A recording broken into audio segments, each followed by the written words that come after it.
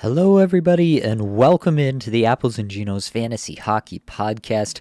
My name is Nate Groot-Niblink. I'm the creator of Apples and Ginos, originator of the Zero-G draft strategy, and contributor to Yahoo Fantasy.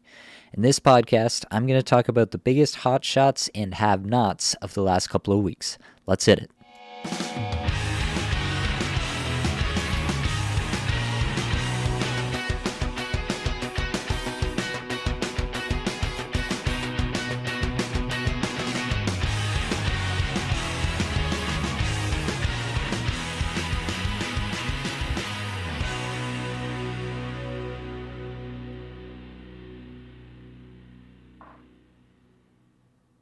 Welcome back in, folks. If you're watching on YouTube, you may have noticed something a little different going on here. Yeah, we got no faces up today. I'm running solo today, and to be quite honest with you, I feel terrible. So I decided I did not want to be on camera running this. I wanted to just relax and record a little bit here. Blake is off on a family vacation. I'll be back again later on in the week, but for myself tonight, it is just going to be a little bit of a low-key affair. I'm going to do the usual things here, going to run through some news and notes for you. Let's get into that. I think the biggest news of the week was obviously Jay Woodcroft getting fired in Edmonton. Chris Knobloch is the new coach in Edmonton, hired from the AHL Hartford Wolfpack. He did have an interesting connection. He coached Connor McDavid and actually Connor Brown and Warren Foegele back when they were all on the Erie Otters in the OHL. That's kind of just incidental from what I understand. There was a connection also with the CEO of the Oilers, and that seems to have been the deciding factor in this hire. From what I could gather, going around the league, it seems to be a well-regarded coaching prospect. Maybe wasn't at the forefront of any prior coaching hiring decisions, but definitely not a totally out of left field hire as far as I can understand from reading on Twitter. Also, assistant Dave Manson is gone as well, and Paul Coffey will join the bench squad in his spot. For whatever it's worth, Jack Hahn on Twitter, pretty good follow for just kind of some of the X's and O's stuff about hockey. He says that the system that Knobloch runs is not all that different than what Edmonton was already running. For me, that's good news because Edmonton's underlying numbers, at least 5v5, were terrific, like some of the best in the league, and they were just getting incredibly unlucky. Everybody clearly feeling the effects of the losses piling up one after the other, gripping the sticks too tight, whatever the case may be. But I don't think Edmonton actually honestly had to change all that much. They just needed to have some pucks go in the net for once. So that's good news for me. We'll obviously have to see what it means for deployment of players, what the lines might look like under Knobloch, how he might decide to change things up. One thing I'd be looking at for sure is, does he believe in Evan Bouchard as much as Woodcroft did? If Bouchard's 5v5 minutes took a hit under Knobloch, that wouldn't be the most surprising thing, but we'll see. All these things will be interesting to watch, and we'll have to potentially make some decisions for our fantasy lineups based on the first few games here. So definitely worth keeping an eye on through the first few games of Knobloch's run here as the Edmonton coach. Sam Bennett came back in the game today for Florida, had 1 hit, 2 blocks in 16 minutes, 51 seconds, got back his usual line 2 power play 2 deployment, so seems to be back to normal there. His teammate Brandon Montour will practice in full on Monday, and doctors will have to declare him fit to go, but it sounds like he could play Tuesday, and that's the way things are trending currently. Arturi Lehkonen had that injury. We talked about it in the waiver wire show, but it sounds like he's going to be out for, quote, weeks. Definitely not surprising. If you saw the play, it was pretty scary. In the meantime, Valerie Nichushkin, line 1 power play 1, and they ran the 3D alignment on power play 2, so Sam Girard might have some streamer appeal in some leagues because of that. We'll have to see. Obviously, Colorado got absolutely pasted by St. Louis of all teams in that game, so they may switch the lines around even some more, but I have to imagine this is good news for Valerie Nichushkin overall. Darcy Kempter Darcy Kemper's a little nicked up. There has been some noise. Coach Spencer Carberry, he was saying some things that could be interpreted that Charlie Lindgren could get more work regardless of Kemper being healthy or not. So keep an eye out for that. Lindgren could take some work there. Nikita Kucherov did miss Saturday's game with an illness, but it sounds like that should be short term and he should be fine moving forward. That's going to be it for the news and notes, and we're going to move straight into these hot shots and have-nots. For hot shots, I think we got to start off with Nikita Kucherov. Didn't play on Saturday, as I mentioned, but in 4 games prior, had 12 points, averaging 3 points per game, 5 goals, 7 assists. Over 22 and a half minutes average time on ice, 20th in the league in shots per 60 in that span, 13th in on-ice scoring chances for per 60. Man is absolutely on fire at the moment. Taking a look at his season-long stats, he's got 23 points in 14 games. That's a 135-point pace. And to be quite honest with you, I'm not seeing a ton here that's suggesting there's a ton of regression coming on that pace. He's 10th in shots per 60 on the season, 34th in individual scoring chances for on the season, and 11th in on-ice scoring chances for per 60 on the season. 74% IPP, 17.5% shooting percentage, 14% on ice shooting percentage. Those are high numbers, to be sure, but they're not like outlandish numbers. I think that, Kucherov is definitely a player that I see being in the 115 to 120 point range when all is said and done. He's had a hot start here. He could even eclipse that. I definitely think that's a possibility for Nikita Kucherov, and it just means that you have a little bit more belief in all the pieces around him too. Victor Hedman, as long as he's on power play 1, Braden Point on that line, if Hagel's on that line, whoever else is skating on that 5v5 line, you're going to be much, much more interested in them when Nikita Kucherov is going off the way he is. But I think at this point, who are you really realistically trading Nikita Kucherov for? Draisaitl and McDavid are the guys that you might be thinking about. Maybe Matthews, depending on your points setup, if you need the goals, and maybe you want the hits and blocks that Matthews gives you. But still, there's very, very few players. Nikita Kucherov this year definitely putting himself in the conversation with the true elites of the league, and rightfully so. And at right wing as well, which is the hardest position to fill in fantasy this year. So hats off to Nikita Kucherov. Don't really know if there's much to be taken away from this other than I would have to think really hard about whether I want Leon Draisaitl or Nikita Kucherov on my team for the rest of the year, and that's not something I thought that I would be saying this far in. So hats off to Kucherov for what he's been able to do so far. Sam Reinhart, I want to talk about, up to 10 points in his last 5 games. I didn't check. This is before the game today, so I'd have to go in and check and see what he had. Oh yeah, he had the 4-point game today as well. I don't believe that's in my numbers because I pulled these numbers before, and I don't think it's updated yet from Natural Stat Trick. I have it set up to automatically pull, so I believe that's before. Now I'm going to have to go back and check, but regardless, Sam Reinhart, what can you really say? He's had a absolutely insane start to the season here. He's on a 123-point pace with 21 points in 14 games so far. And yeah, I just remember last year, so many people were coming to me and saying, what do I do with Sam Reinhart? He is so cold for so long. Everybody was dropping him, asking me if they had permission to drop him. They were looking for somebody to tell them that it was okay to drop him. And I was kind of like, man, I just want to keep holding on to this guy and holding on. Yeah, you're seeing why right now with the early start for Florida. I don't think this continues, obviously. Just did double check. It has updated, so it is including the points from the game today. So his 4 points from today are included in that 10 points in 5 games, which makes a lot of sense. Otherwise, it'd be pretty hard for him to get to those numbers. The big thing for me is Reinhardt skating over 20 minutes a night. The shots per 60 in the last 5 here, 176. That's nothing to write home about. 97th in individual scoring chances for per 60. Corsi 4 per 60, really nice, 20th. And then scoring chances 4 per 60, 72nd. That's just okay.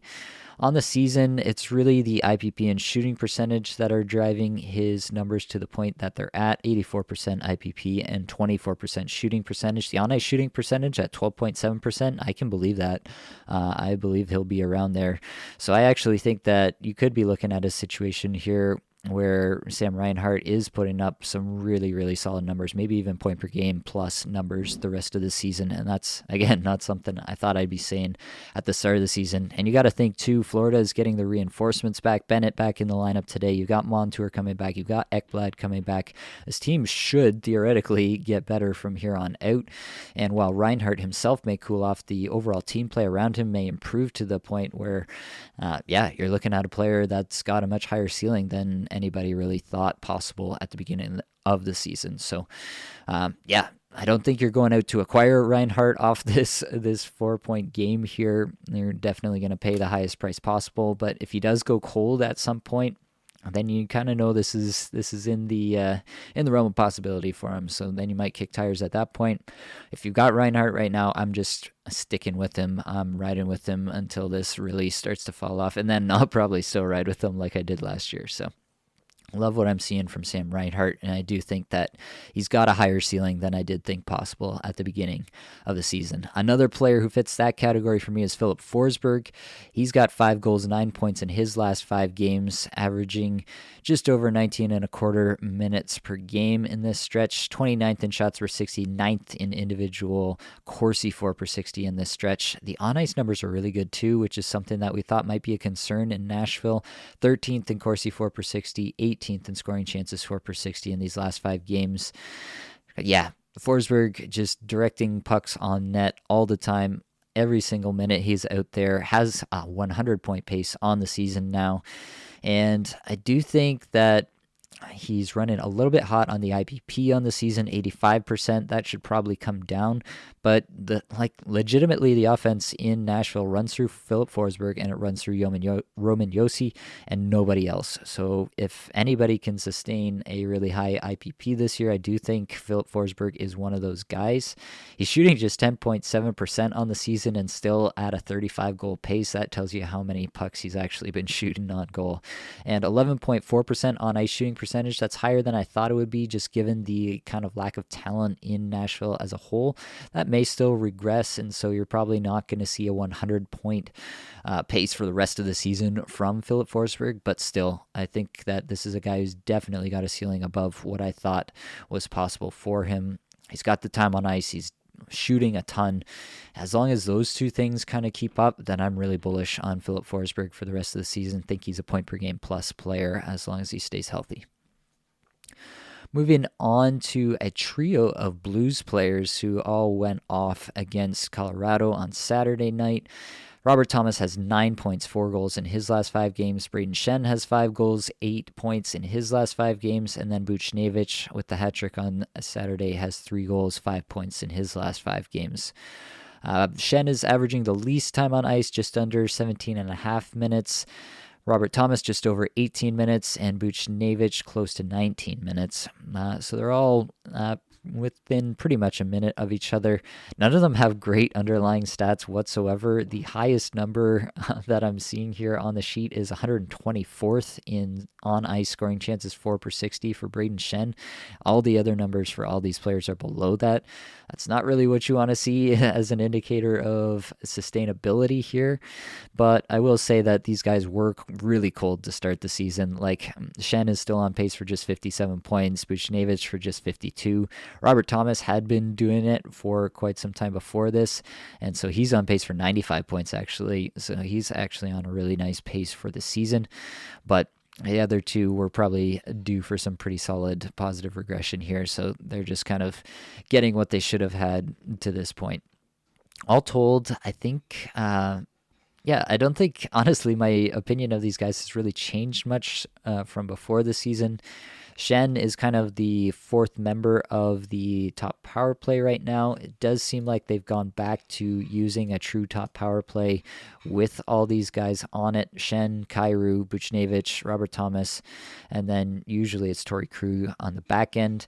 As long as they're running a true power play one and you're getting, if Shen plays with Kyrou, Buchnevich plays with Robert Thomas, as they did in the last game, then you're getting at least the best players playing with the best players for the most part in the top six there. So that's what you want to see in terms of deployment at least. And they're actually getting pretty solid minutes. They're not spreading out the lines as much as they used to when they had more even personnel. When Tarasenko was still in town, when they still had some other players, they spread out the minutes a lot more, kind of like Seattle's been doing this year and in previous years. It seems like they've gone away from that a little bit just because their depth is not as good as it has been. And so that's obviously good for fantasy. Still, the on-ice numbers are concerning. Still, the individual numbers are actually concerning for all these guys. So I want to see a little bit more moving forward. It does seem like St. Louis as a whole is still not a very good team and will probably struggle for most of the season, like potentially a bottom 5 team in the NHL on the season. And so you do have to kind of mute your expectations because of that. But I do think that a few of these guys, Thomas and Buchnevich, I'd be more interested in. Shen has just never really been that guy. He's only really had big seasons off the back of some really high percentages, so I don't really expect that to continue. I would say I expect Thomas and Buchnevich to be like in the 70-point range when all is said and done. Shen, I would probably put in more of the 55 to 60-point range when all is said and done. So that's kind of where I'm at with these guys. I do think that there's a little bit more upside for Thomas and Buchnevich, and they probably should be rostered in all leagues, at least all 12-plus team leagues. And then Shen is probably a bit more of a streamer flavor for myself personally. Keep it moving along and talk about Alex Iafallo, who has 1 goal but 8 points in his last 5 games, playing just under 18 minutes over there in Winnipeg. The individual numbers are pretty terrible here for Iafallo. He's been kind of one of these guys who will have stretches where the underlying numbers look terrific and then they just fall off, just completely crater, and you wonder what happened. 293rd in shots per 60, 188th in individual scoring chances 4 per 60 in those 5 games. On-ice numbers are a little better, 63rd in Corsi 4 per 60, 88th in scoring chances 4 per 60. That's basically just because of who he's been playing with. So Iafallo's been playing on the top line with Scheifele and Connor, and then also on the top power play with Connor Scheifele and Cole Perfetti. So he's definitely got plum deployment and should continue to get some points just by virtue of being there on the season, pacing for 23 goals, 70 points. But it is a little bit hard to anticipate that he's going to keep this up all season long if he's not going to improve somewhat in his underlying numbers. But still, I think you could be looking at a situation where Iafallo is just kind of their best option in that spot. And he does stick there for the vast majority of the season, if not the entire season, and gives you, maybe a 60 to 65 point pace the rest of the season. I do think that's at least within the range of outcomes. I think it's just probably a player. I don't think you're really going to trade him away for much, but it's probably a player that you just hang on to and you ride the points while you've got him, and then you just kind of continually reassess with where he's at. If he does go cold, I would not feel bad about letting Iafallo go. Connor Bedard makes this list, 6 goals, 8 points in his last 5 games, averaging just over 18 minutes time on ice, 34th in shots per 60, 32nd in individual scoring chances 4 per 60. Those are good numbers. The on-ice numbers not so kind. Obviously, still playing in Chicago is Connor Bedard. So he's 189th in Corsi 4 per 60, 164th in scoring chances 4 per 60. On the season now, he's got 9 goals, 13 points in 13 games. So he's pacing for 82 points on the season with 57 goals. Don't think he quite gets to there, but I think Connor Bedard is showing everybody why he was considered to be a generational talent coming out. I still think in the end, like you see an 81% IPP, 21% shooting percentage, 11.2% on ice shooting percentage. I think those things are going to tick down a little bit for him. It just feels really hot, even for a player of his caliber. And then, they have been cutting back on his time on ice. 18 minutes, as I mentioned, the last 5 games on the season, still averaging over 19. So it seems like they've made a little bit of a concerted effort to keep him off the ice where possible. A little bit more just to, it's it's still an 18-year-old player at the end of the day. So seems like they're going to maybe try to shelter his minutes just a little bit more and not absolutely just run him into the ground right away. So all things told, I think, I don't think my priors on Bedard have really changed that much. I think 70 points is probably around where I'd pace him for the rest of the season. Has had a really nice start here. Not going to take that away from him. Looking like every bit the generational player that he was billed to be. But I do have concerns about just how bad that team is and how much it might affect him, especially as it drags on into the rest of what is a very long NHL season. Apparently, we still got to talk about William Karlsson, who's still just riding the flames here. 5 goals, 7 points in his last 5 games, under 17 minutes time on ice. I cannot believe I'm saying this, but William Karlsson has 18 points in 15 games, pacing for 44 goals and 98 points on the season. He's somehow doing that while ranking 299th in shots per 60, 337th in individual scoring chances for per 60, 337th also in on-ice Corsi for per 60, 331st in on-ice scoring chances for per 60. How is he doing this, you ask? Well, he's got a 78% IPP, a 32% shooting percentage, and a 19.8 on-ice shooting percentage. I don't know how it's lasted this long, but this will not keep up for William Karlsson. There's absolutely no way. I can't see a scenario in which it even keeps up to like barely half of this current situation. Like, it's absolutely wild that he's been able to keep it up this long. So hopefully you had Karlsson, you did pick him up and you just rode him while he's hot, and you can continue to do so as long as he is hot. But as soon as Karlsson goes cold, or if you can trade him away, I don't know if anyone's really buying in on William Karlsson, but if anybody is, I would trade him for, I would trade him for the best streamer for next week. I would trade him for the next guy we're going to talk about, who is Jaden Schwartz. Jaden Schwartz, also a guy that I talked about on the waiver wire show with Josh. If you haven't checked that out already, definitely should, and get you prepared for the week that is this week. But Jaden Schwartz has been hot for quite a while now, has 4 goals, 6 points in his last 5 games, averaging just under 19 minutes a game for the Seattle Kraken in those 5 games. The underlying numbers not so great. 197th in shots per 60, 207th in individual scoring chances for per 60, 302nd in Corsi for per 60, 223rd in scoring chances for per 60. Not great numbers, but still on the season, the guy's pacing for 44 goals, 76 points. And yeah, I think this is just a guy who's getting actually really good minutes in Seattle, which is pretty hard to come by. Clearly has the coach's trust. We've seen this before from Schwartz, actually, and honestly, he usually has better underlying numbers than this. So I think that there's probably some room for him to positively regress in the underlying numbers, and maybe be a little less efficient and come out somewhere in the middle. I don't think he's a 76-point player when all is said and done, but I do think that when he's averaging 19 minutes a game, I do think that he can get into the 65, maybe 70 point kind of conversation at the least. So I do think Schwartz is definitely talented enough. He's really been injury prone throughout his career, and that's really what's held him down, in my opinion, for much of his career. But when he's been on the ice and healthy, he has actually had some pretty solid stretches of play. And so I think that Schwartz is definitely a guy that's worth streaming for this week, absolutely, and definitely worth holding on to for as long as this hot streak lasts. Filip Hronek is just kind of a beneficiary, it feels like, of Vancouver's hotness right now. Vancouver did win again today against Montreal. Not the most daunting of opponents for sure, but a 5-2 win nonetheless. Filip Hronek, 7 assists, no goals, but 7 assists in his last 5 games, averaging about 23 minutes a night there. On the top pair with Quinn Hughes, has been all season. Don't see why that would change anytime soon. Underlying numbers are not spectacular for him. 116th in shots per 60, 82nd in individual scoring chances for per 60, 140th in Corsi for per 60, and 133rd in scoring scoring chances for per 60.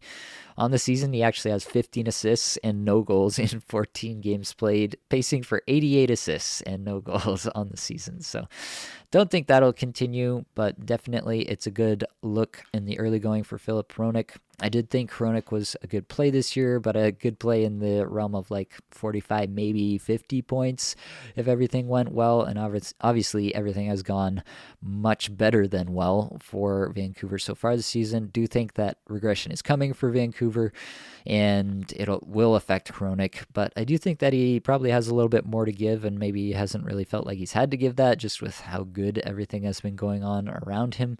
So I do think there's a little bit of balancing that could take place there, but in the end, I don't think my evaluation of Hronek has really changed too much. I did expect him to get big minutes like this, and I do think that he'll continue to be fantasy viable for most of the season, but obviously without power play 1, you can't really expect much more than a 45-ish point pace from Hronek, but you do still have that contingent value. If Quinn Hughes ever did go down to injury, Hronek would be the next guy up, and that power play is definitely worth having a piece of. So Hronek definitely worth rostering now while Vancouver's hot, and probably for most of the season, to be quite honest with you. Erik Gustafsson has been quite hot. Very, very good performance since taking over for the injured Adam Fox on the top power play for the New York Rangers. Definitely think this is a guy worth hanging on to. Again, another assist today. He played 26 minutes and 18 seconds today, so they've been giving him more run as well. Yeah, it's really hard to fault them. I said this in the offseason, but the Leafs had this guy in their building and decided to give John Klingberg $4 million. Just incredible. They could have had basically the same player in my mind, but better in Erik Gustafsson, and they decided they absolutely had to go out and get John Klingberg. Love to see it for my hometown Leafs here, but on the whole, I do think Gustafsson, as long as Fox is out, he's worth rostering. We did mention in the waiver wire show that the Rangers actually only have one game this week, and so I think I would drop him for this week, and then maybe try to pick him up again later in the week if I could. Maybe just get an early week stream in and then go back to Gustafsson late in the week. Do something like that if you can. I don't think that Gustafsson is like a make or break player. Clearly, he's not going to score point per game all the time, even with Fox out. But I do think that he's absolutely worth a roster spot while he is out. Justin Falk has actually put together a nice little bit in his last 5 games, 5 assists, no goals, but averaging over 22 minutes and decent underlying numbers, which is surprising on St. Louis. 59th in shots per 60, 30th in individual scoring chances for per 60, 47th in Corsi for per 60, 39th in scoring chances for per 60. So Falk actually doing some good things under the hood there. Not incredible by any stretch, but for St. Louis, it's actually looking pretty decent. Overall, I think Falk still kind of is what he is, and without top power play, especially now that it seems like they are willing to go to a more concerted top power play where they really just lean on a top power play unit, give them 60-70% of the available power play time. That really does hurt Falk's prospects overall. So I do think that, he had a really cold start to the season, and now he's got 5 assists in his last 5 games. If you can move off Falk at this point, just given that he's had a little nice stretch here, maybe I would consider that, because I do think that St. Louis as a team is not what it could be, and Falk in particular is being affected by that. And I just wanted to throw this in at the end. It's kind of hilarious that Brendan Dillon has 4 goals and 5 points in his last 5 games. As you might expect, all the underlying numbers are not terrific, and these are actually the only 5 points he has on the season. But I just thought it was kind of hilarious when I was looking through this that Brendan Dillon has 4 goals in his last 5 games here. So shout out to Brendan Dillon. It might be the only 4 goals he scores on the season, but that's impressive nonetheless, and I don't want to take that away from him. So shout out to you, Brendan Dillon. Keep doing it, big guy. All right. Well, before we get into the have-nots, I am going to take a second and say, if you are watching this on YouTube, and you could take a second to like and subscribe, that would mean a lot to us. We're trying to get to 1,000 subscribers. We're at, I think, around 540 right now, so if you give us a little subscription, that does go a long way for us personally.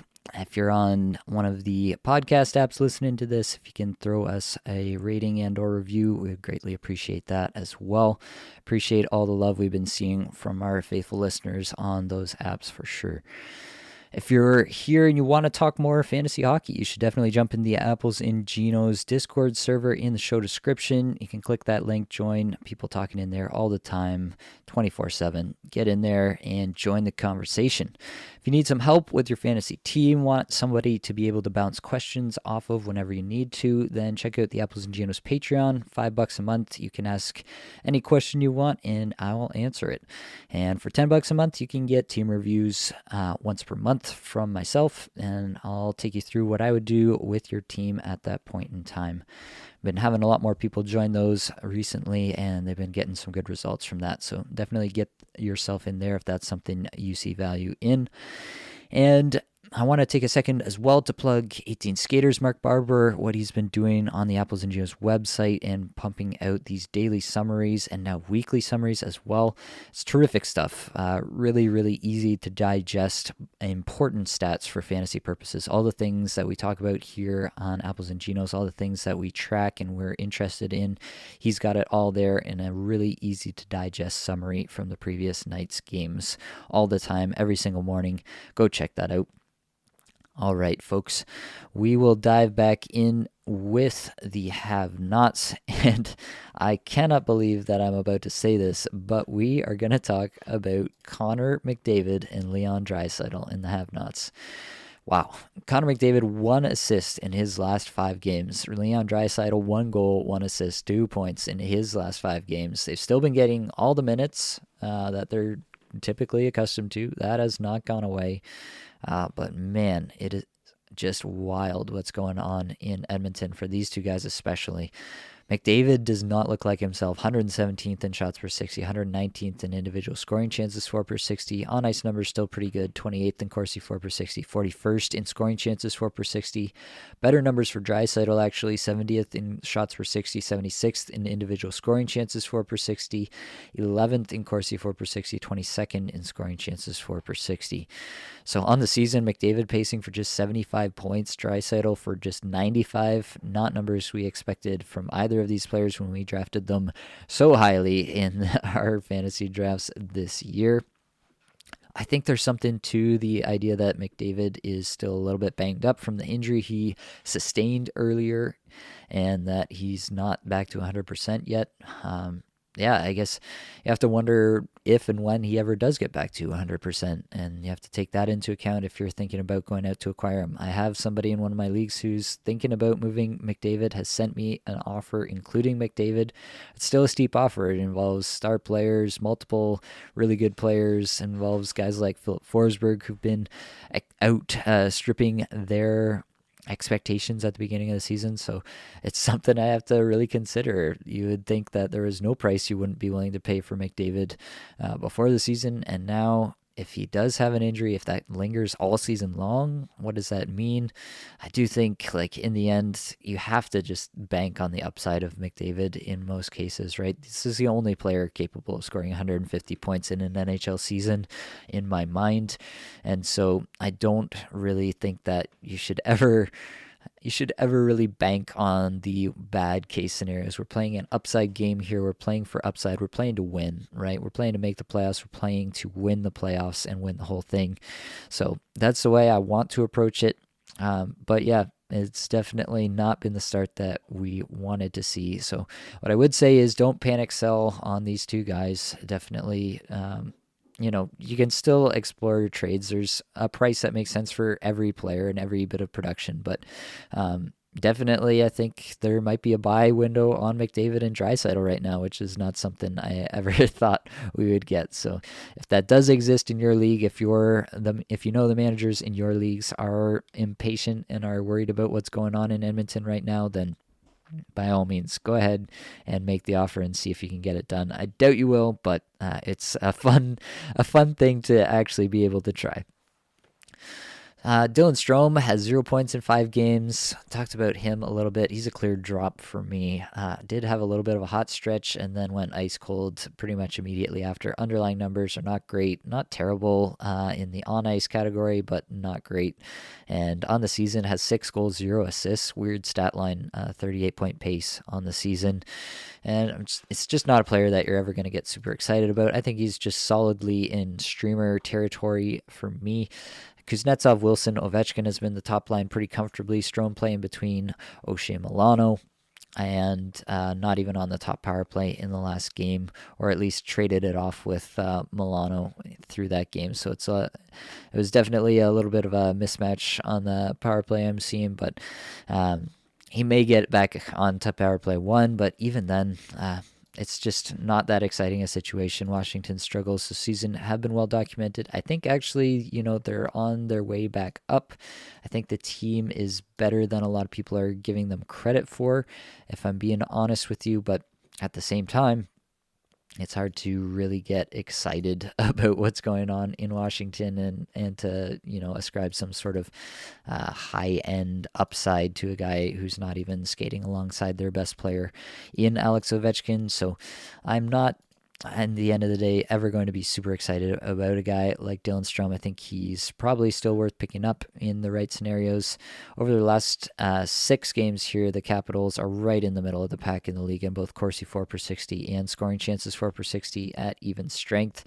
And so it's just, I think in the end, the Capitals are just kind of an average team. That's where it's going to land for them in most respects. They're pretty average on the power play as well. So all things considered, I think it's an average team, an average player. He's just a streamer level player, nothing more. Trevor Zegras missed today's game once again, and I think there is something to it. It was mentioned, I think, by his coach that he's been dealing with a nagging lower body issue. And that would explain a lot of his lack of production. Has just 2 points in 12 games on the season. Doesn't seem like himself for sure. Definitely, like in the early going, he actually had really strong underlying numbers, best shot rates of his career in the early going, and then had the injury, and then everything kind of fell off a cliff after that. So if you're just going by the underlying numbers, it does seem to kind of bear that out, that's what's going on. Hopefully he takes the time he needs and he gets back and he's 100% and we can kind of roll with him from there. But yeah, definitely a tough look for Zegras in the early going. I still think at the end of the day, we've seen enough of Zegras at the NHL level to kind of view him as a 70-point player with potential upside if he ever were to develop even more. He's still very young. A lot of people may think of him as a little bit more established, but still a young player with potential to grow even more onto his game, as we even saw with the shot rates in the early going on the season. So I do think there's still a chance that Zegras has another gear left, and I'm still fairly in on the player overall, like for dynasty formats and keeper formats and things like that. I'm a little bit worried about how treatable this lower body issue is, if this time off will actually heal it completely and he'll be 100% ready to go when he comes back. Seth Jarvis, after a hot start, has just 1 goal in his last 5 games, 308th in shots per 60, 247th in individual scoring chances 4/60. On ice numbers not much better, 140th in Corsi 4/60, 210th in scoring chances 4/60. Still averaging about 19 minutes a night, but now down to a 55-point pace on the season, where he had started the season on just a blistering pace right out of the gate. So Jarvis has really trended down pretty hard. That being said, still on the top power play and playing in the last game at even strength alongside Aho and Svechnikov. And if that continues, you got to be excited about that. But man, it is hard to roster Seth Jarvis when he's going downhill this way and the underlying stats are not backing him up at all. So I'm giving him a little bit of leash here, but if he starts to trend down the lineup, get off the top power play, get off the top line, then I'll really be thinking about whether I need to be hanging on to Seth Jarvis. Teammate over there, Teuvo Teravainen, has also been pretty hot at times this season. Had the hat-trick game, has 9 goals, just 1 assist for 10 points on the season, which is kind of an interesting stat line. But averaging just over 16 minutes in his last 5. A little bit better underlying numbers, 86th in shots per 60, 86th also in individual scoring chances for per 60, 38th in Corsi for per 60, 112th in on ice scoring chances for per 60. He's also on the top line, but on the Stahl and Martinook line at even strength, which is not a place where you go to score points. That's pretty concerning. I think Teravainen's honestly a drop until further notice. You can stream him, definitely, as long as he's on top power play. No problem with that, but I don't think he's somebody you got to be hanging on to. Ryan Johansson, everybody was pretty excited about him after I think he had a couple goal game early in the season, but has gone ice cold. Colorado has kind of been really up and down, has had some big games, but also some games where they just get trounced by teams they should have no problem with. So they've been up and down. Johansson is trending downwards now. He's never been a big shooter, 202nd in shots per 60, 258th in individual scoring chances for per 60 his last 5 games, averaging less than 16 minutes a night here. And still on the top power play. That's not going away anytime soon now with Lehkonen out as well. So he's at least got that. But with Lehkonen being out, that usually does mean that they juggled the top 6. In the last game, Rantanen went to play with Johansson on the second line. They split up Rantanen and McKinnon. So that's actually a net positive probably for Johansson overall to get Rantanen on his line. But again, they're not giving him too many minutes. We'll see what these last lines I don't think will continue because they got absolutely destroyed by St. Louis. So who knows what will happen in the next game. But overall, just the underlying stats have Johansson trending down. I think you can roster him as long as he's on the top power play. He's still a valuable streamer when Colorado has a good schedule. But I don't think he's much more than that to me at this point. Elias Lindholm, 2 assists and 2 points in his last 5 games, averaging over 21 minutes a night through that stretch. 71st in shots per 60, which is okay, but just 196th in individual scoring chances for per 60. On ice numbers worse, 161st in Corsi for per 60, 209th in scoring chances for per 60. Definitely there are better days ahead than just 2 assists every 5 games for Lindholm, but again, the Flames are a team that is really struggling right now. It's hard to see the light at the end of the tunnel. I am trying to hang on to Lindholm because we know that this is a good player. So I'm trying to hang on to him. Kadri has turned his season around a little bit in the last little bit. Do you think that Lindholm could have that kind of turnaround? He hasn't been as terrible as maybe some people think, but he is only on a 47-point pace for the season. That's not great, but 21 plus minutes, still getting all the deployment in the world. You have to think that he starts to break through a little bit. Even if the team isn't terrific, you have to think that he can provide some fantasy value with that kind of usage. Moving over to the Detroit Red Wings, we have Dylan Larkin and Alex DeBrincat, both with just a goal and an assist for 2 points in their last 5 games here. Still getting that top deployment. Larkin about 20 and a half minutes time on ice, and DeBrincat a shade under 19 minutes time on ice. Larkin, 75th in shots per 60, 118th in individual scoring chances for per 60. DeBrincat, 56th in shots per 60, but 134th in individual scoring chances for per 60. On ice numbers, a little bit all over the place. Larkin, 125th in Corsi for per 60, 240th in scoring chances for per 60. DeBrincat, 57th in Corsi for per 60, but 192nd in scoring chances for per 60. Definitely seems like things have trended downwards pretty quickly after a really hot start for both these players. I do still think that there's lots of value in these guys, but definitely did not think that Detroit's early season spectacular breakout was for real. All the underlying numbers said that they were not that kind of team. And yeah, we're kind of seeing it now. I do think that, this could be a pretty solid situation for both these guys. And I think that there are better days ahead, but I don't think that, we should expect them to continue on at point per game plus paces necessarily. I think they can flirt with that in the right mindset and the right space. Definitely getting the minutes to support that kind of production, but it's going to come down to their play from here on out and whether they can be consistent with that level of play night in and night out. And that's something that we obviously haven't seen so far in the season. Overall, I think these guys are pretty much what I thought they were at the beginning of the season. 70 to 80 point players at the end of the year, and definitely very valuable for fantasy, but maybe not as exciting as a lot of people thought they were just based off their very hot starts. Mika Zibanejad here, just 1 assist in his last 5 games, averaging over 20 minutes a night still. Underlying numbers are not good, but he did have a really nice game here against Columbus today. I was just checking it, 5 shots, 13 shot attempts. So definitely Zibanejad trying to do his part in the game today at least, but did get held off the score sheet once again. 270th in shots per 60, 293rd in individual scoring chances 4 per 60, 213th in Corsi 4 per 60, 164th in scoring chances 4 per 60. Yeah, just really uncharacteristic, terrible numbers from Zibanejad.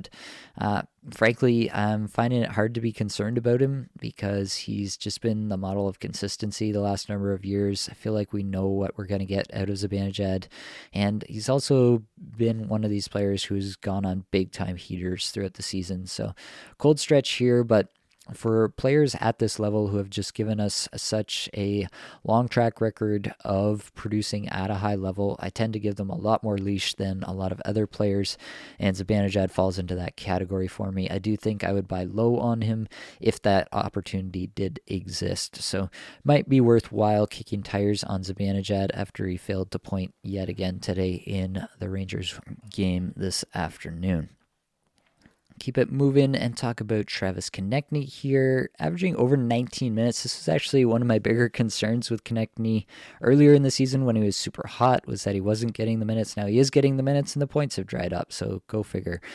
Goal and an assist, 2 points in his last 5 games. Underlying numbers, not great. 176th in shots per 60, 137th in individual scoring chances, 4 per 60, 107 in Corsi, 4 per 60, 159 in scoring chances, 4 per 60 on the season now. A 49 goal pace, but just 71 point pace.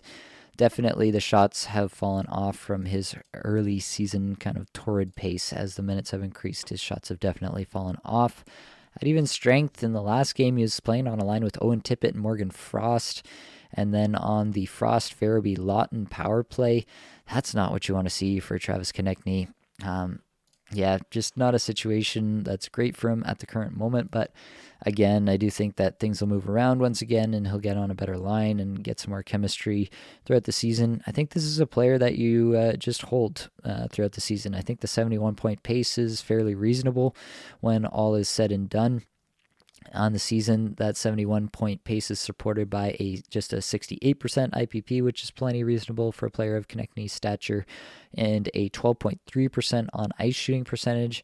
That may go down a little bit, and so you could see a floor below this, but I don't think in the end that you're going to be too concerned with Konechny for most of the season. He'll have some stretches where he's a little bit cooler, but overall, I don't think you're going to be rushing to drop Travis Konechny anytime soon. Drew Doughty, on the other hand, is somebody that has come up as a potential drop. 0 points in his last 5 games on the season now. Just 6 points in 14 games. That's a 35-point pace. Still averaging over 26 minutes a night. 74th, though, in shots per 60. 98th in individual scoring chances, 4 per 60. 78th in Corsi, 4 per 60. 63rd in scoring chances, 4 per 60. The Kings have been on fuego, but Doughty has decidedly been not. You have to wonder if all those years of playing incredible minutes have finally caught up to Doughty somewhat. I do think that, he's going to do better than this as long as he's been in the top power play. And realistically, unless they're calling up Brant Clark to do that for them, I don't think Jordan Spence is that big of a threat to him. If that ever changed, then I would be super interested in Jordan Spence, but I don't think that's changing anytime soon, to be honest. But overall, I'm not willing to say this is a buy low on Doughty as I normally would, just because the underlying numbers are not great. Haven't really been for the season. The team context is really good, but he's going to have to truly step up in some kind of way. The one thing that does give you some hope is he's got just a 26% IPP on the season. That should be upwards of 35-40% for sure. And so that should put him more comfortably in a 45 plus point range. In a Bangers Cats, at least, you're getting the other peripheral contributions from Doughty. You're feeling a little bit better about things if he gets back to that kind of pace. But man, it is really tough to be optimistic about Doughty's long-term prospects right now. John Carlson, 1 assist in 5 games, averaging over 27 minutes a night in those 5 games. Just 109th in shots per 60, 47th in individual scoring chances for per 60, 68th in Corsi for per 60, 75th in scoring chances for per 60. Has gone legitimately cold here, but still on a 51-point pace for the season. Overall, I'm less concerned on Carlson than I am on Doughty, just because he's been truly elite at his offensive output for quite some time. And like I mentioned, the Capitals are not as terrible as everybody thinks they are, at least from an offensive perspective. And so as long as Carlson is skating 26, 27 minutes a night, he should have some fantasy value for sure. Is concerning to see the underlying stats here not as great as they have been in the past for Carlson. He did start the season a little bit hotter and then has cooled off since on those numbers, so that's not great, but I do think that Carlson should see a bit of a bump here. The on-ice shooting percentage is really what's doing it for him on the season, 7.6%. That's going to come up. 53% IPP I think he can sustain, and so I think he ends up north of that 51-point pace sooner rather than later for Mr. John Carlson. Devon Toews makes this list, just 1 assist in his last 5 games and just a 32-point pace on the season. 90th in shots per 60, 64th in individual scoring chances for per 60 over his last 5 games here. 48th in Corsi for per 60, 36th in scoring chances for per 60. Toews has always just been like kind of a steady power play 2, but on Colorado and really good at hockey, so he gets 50 points a year kind of defenseman. And yeah, that's being called into question here. Really, what's hurting him is the 28% IPP. That should definitely be higher. Definitely, like, there are better days ahead for Devon Toews, no question about that. But really, what's the ceiling is the question. For myself, I think that we can still expect 45 to 50 points, and you should probably just decide what that's worth to you in your league. I don't think you have to cut him. As I mentioned, Colorado has just been kind of up and down very oddly in the early season. They've made some decent changes across their lineup, obviously. You know, Ross Colton comes in, he's their new 3C. Ryan Johansson comes in, he's their new 2C. So, like, that's a fairly big adjustment for the team overall, but you would think that, you know, McKinnon, Rantanen and company, Makar and company can power through. That has not been the case so far this season, which is a little surprising. Overall, I'm not concerned that Toews won't have a solid season when all is said and done, but definitely it doesn't feel like there's terrific upside here. You even wonder if there was a situation where Makar goes down, does Toews get that, or does Bowen Byram get that? Bowen Byram, an electric young offensive talent, as we've discussed many times on this podcast, so there would be that question there. I think that Toews just kind of is who he is, 45 to 55 point defenseman, given whether he's running hot or cold or the team's running hot or cold. And whatever that means to you, you can kind of take that and apply it to your league and see what you want to do with him from there. And lastly, just to make a few more enemies that I desperately needed, Moritz Seider has 1 assist in his last 5 games, skating under 21 minutes a night here, 52nd in shots per 60, 93rd in individual scoring chances for per 60, 112th in Corsi for per 60, 182nd in scoring chances for per 60. On the season, still pacing for 60 points. But that's mostly on the basis of a really high 12.7% on ice shooting percentage. The IPP is just good at 46%, and that's honestly not been something he's really sustained before, so I expect even that would come down. And yeah, just his individual numbers, his on-ice numbers are not great. Moritz Seider is just, I think everybody wants Moritz Seider to be a really good offensive defenseman because he's so good in the peripheral categories. He hits and he blocks so much that if he was a terrific offensive defenseman, then he would be absolutely fantasy breaking and everyone would just fall in love. Unfortunately, I just don't think he is that. Maybe he's got another gear left, still a very young player.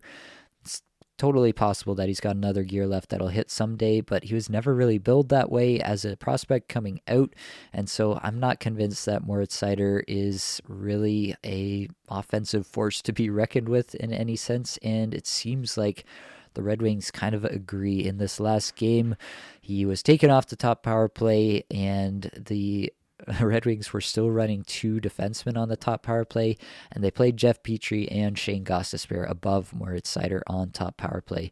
If Jeff Petrie is playing above you on the power play at this point, then that's just a problem. Like, that should not be a question for a guy that you're expecting to be a top fantasy defenseman for you. And so I just don't think Moritz Seider has ever really been in that category for me, and I don't think he will continue to be moving forward. I'm just kind of not about the player. Definitely, obviously, banger cats. He's going to absolutely demolish hits and blocks for you every single week with points upside, depending on when he's on power play 1 and if the power play is cooking. That's great, but I don't think it's something you can count on. And so, as I've been all off season, I remain out on Moritz Seider at his current cost. I think you could look at trading him off if you can still get full sticker price for Moritz Seider. That's what I would do, but I don't have him anywhere because I evaluated him to be a much lower player than most of the other people did in my league. So that's my take on Moritz Seider. That brings us to the end of things here, but I will give you a move of the week. Even without Blake here, I will give you a move of the week.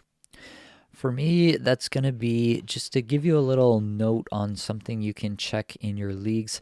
In a league that I play in, it has a setting in Yahoo. The setting literally says, allow injured players from waivers or free agents to be added directly to injury slot. That can be checked yes or no. If that is checked yes in your league, then you can add the player directly to your IR or IR plus. I did this with Jordan Eberle. And then I set my lineups for the week so that if he does not play in Seattle's early week games, Seattle has a really great early week schedule this week, as we detailed on the waiver wire episode. But if he doesn't play, then it's not hurting me. I had the extra ad to give, so I went and got Eberle, threw him on there. He was the best of the Kraken available. And so I got him there, threw him straight to IR+. Doesn't hurt my lineup if he doesn't play. But if he does play, then I get a really nice streamer and I can drop somebody else to get him in. And so that's just something I think you should go out and check out. If you've got those extra ads and you want to add somebody, it might not even be Eberle. Maybe you're in a league where there are not many IR spots and you've got one open, but somebody has had to drop someone who's actually pretty valuable. And you can go check that out and you might be able to add them directly to your injury slot, so you don't even have to drop somebody to do that. It might be really worth it for you. So definitely go check that out. See if that's something that's in your league and that's something you can employ in your leagues. Lastly here, I'm going to recap the head-to-head streamer deathmatch. And unfortunately, Blake, I can't even gloat that I finally won a week. It's just the worst. I finally win a week and Blake isn't even here for me to rub it in his face a little bit. Maybe that's why he took off for the week. I don't want to spread any rumors, but I think that would make a lot of sense. I think that a lot of people might agree with me there that he might do something like that. I'm just kidding, but basically I had Boone Jenner, he had Marco Rossi. We do this on the basis of Cacupful points. Boone Jenner 15.75 Cacupful points and Marco Rossi 4.25. So I think I took the W pretty convincingly there. And yeah, definitely we'll tune in again. We had in the waiver wire show on, we recorded it late Friday, I guess kind of Saturday AM, early AM. And Josh and I did do the streamer deathmatch between the two of us, and we got Hutch to make a pick on Blake's behalf there, and Hutch did take Kirill Marchenko, which obviously would have been my guy. Love me some Kirill Marchenko, but that left me with Jaden Schwartz. So we'll see how that goes for this upcoming week. All right. Well, that's all I've got for this episode. Hopefully, it brought you some value. I hope you get a little bit better at fantasy hockey today. All the advanced stats you heard today came from Natural Stat Trick, which is a terrific free resource. Many thanks to the band They're There for supplying the music for this podcast. Be sure to check out their Spotify as well. That's it, folks. Much love.